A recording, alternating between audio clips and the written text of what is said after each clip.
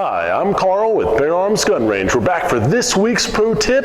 We're talking about getting off the X. Yo. Hey man, got $1? Nah, sorry, I don't have $1. How about the whole wallet then?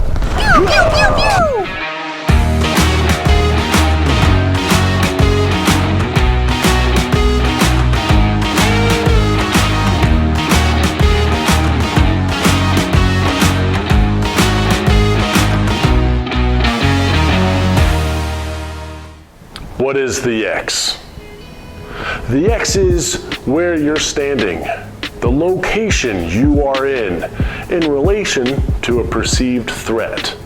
This may be a bad guy with a knife coming at you, or it could be a bad guy pointing a gun in your direction. All right, the point is, in this situation, there's probably no reason for you to stay on the X.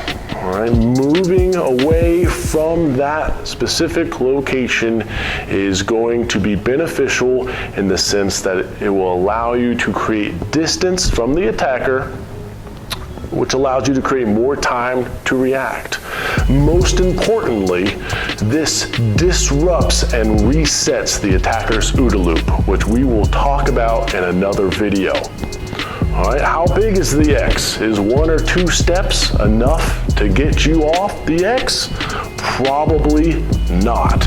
Unless those 1 or 2 steps get you behind cover or concealment, you're probably going to have to take more than 1 or 2 steps. And how you get there, there's a couple different things to take into consideration.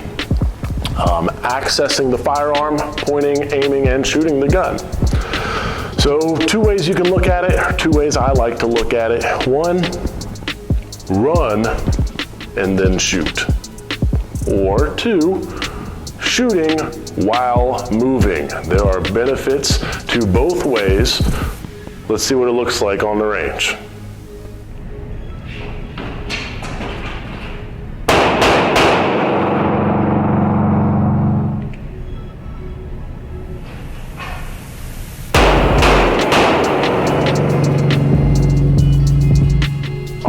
As you can see, there are differences in either of these techniques.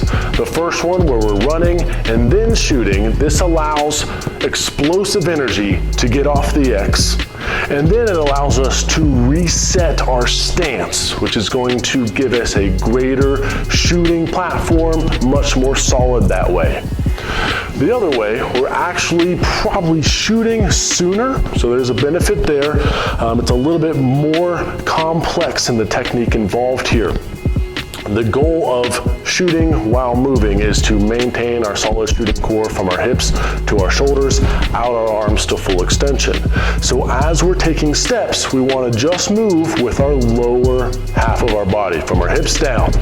As we walk, we want to lower our body a little bit, bend from the knees, and as we take steps, we're walking in a heel to toe pattern. This allows us to absorb the shock from each step, again allowing for a much stable shooting platform from the hips to the shoulders. All right. Very tricky technique to practice. Obviously, you can't come to our indoor range and practice these things here, but I highly recommend getting to an outdoor range that allows you to move and shoot and practice both of these techniques. I think they're both just as good as each other. I definitely encourage start off dry. Use an unloaded firearm before you start moving around with a loaded gun.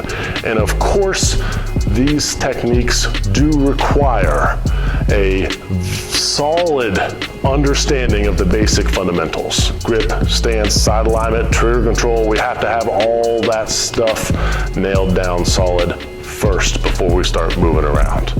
All right, if you have any questions about anything we've covered in today's video or any of the other lessons that we've had, go ahead and leave us a comment down below, or just come on into the store and ask me in person.